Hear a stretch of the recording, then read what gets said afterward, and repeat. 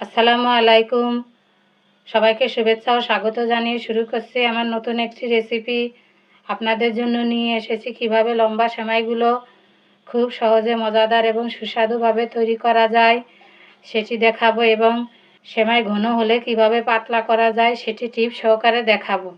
প্যাকেটের সেমাই আমি রান্না করব। আমি লম্বা সেমাই নিয়েছি, প্যাকেটের ভিতরে রেখে ভালোভাবে হাত দিয়ে ভেঙে নিব।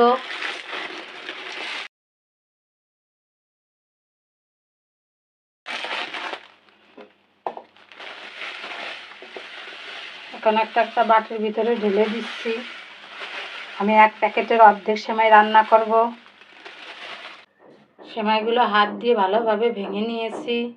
চুলায় একটা কড়াই বসিয়ে দিয়েছি। কড়াইটি গরম হলে এর মধ্যে আমি পরিমাণ মতো একটু সয়াবিন তেল দিয়ে দিলাম। এক প্যাকেটের অর্ধেক সেমাই ভাজছি, তার জন্য আমি অল্প তেল দিয়ে দিলাম। সেমাইয়ের পরিমাণ বেশি হলে তেলের পরিমাণ একটু বাড়িয়ে দিতে হবে। খুবই হালকা হিটে সেমাইগুলো ভেজে নিতে হবে। এখানে আপনারা তেলের বদলে ঘি দিয়েও সেমাইগুলো ভাজতে পারেন। চুলার জালটা মিডিয়ামে রাখতে হবে, সেমাইগুলো যেন পুড়ে না যায় সেদিকে খেয়াল রাখতে হবে।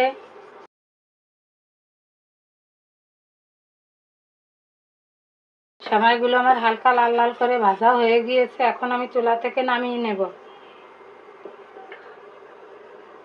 এখানে আমি প্রায় 1 লিটার তরল দুধ নিয়েছি। তরল দুধের সাথে গুঁড়া দুধ মিশিয়ে সেমাই রান্না করলে সেমাইটি খেতে অত্যন্ত সুস্বাদু হয়। এখানে আমি হাফ কাপ গুঁড়া দুধ দিয়ে দিলাম।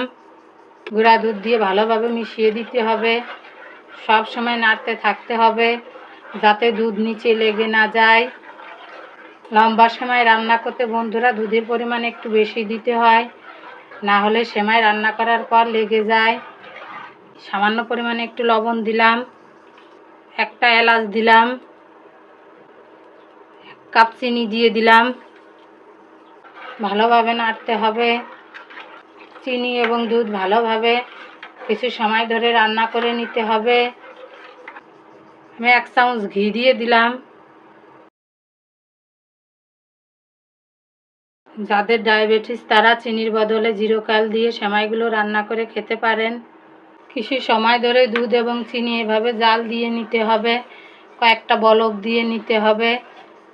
একটু খেয়ে দেখতে হবে মিষ্টি ঠিক আছে কি না। যদি মিষ্টির প্রয়োজন হয় তাহলে আর একটু চিনি দিয়ে দিতে হবে। দুধের ভিতরে ভাজা সেমাইগুলো আমি দিয়ে দিয়েছি। এখন আমি 2 থেকে 3টা বলক দিয়ে নেব। দুধের ভিতর সেমাই দেওয়ার পর সব সময় নাড়তে থাকতে হবে যাতে নিচে লেগে না যায় সেদিকে খেয়াল রাখতে হবে। কয়েকটা বলক দিয়ে নিলাম। আমি একটু ঝোল ঝোল থাকতেই সেমাই নামিয়ে নেব, কারণ ঠান্ডা হলে আরও অনেকটা জমে যাবে। আমার সেমাই রান্না শেষ। এখন আমি চুলা থেকে নামিয়ে নেব। চুলা থেকে সেমাই আমি নামিয়ে নিয়েছি। চুলা থেকে নামানোর পর কিশমিশগুলো দিয়ে দিতে হবে।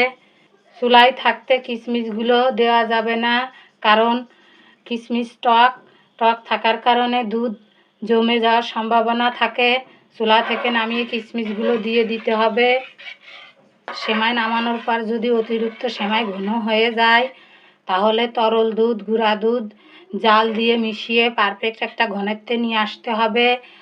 আর যদি দুধ গুঁড়া দুধ হাতের কাছে না থাকে তাহলে একটু পানি ভালোভাবে ফুটিয়ে সেমাইয়ের ভিতরে দিয়ে নেড়ে চেড়ে পারফেক্ট একটা ঘনত্বে নিয়ে আসতে হবে।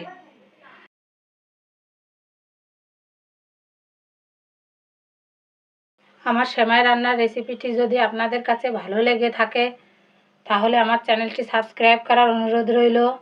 সবাই ভালো থাকবেন, সুস্থ থাকবেন। আল্লাহ হাফেজ।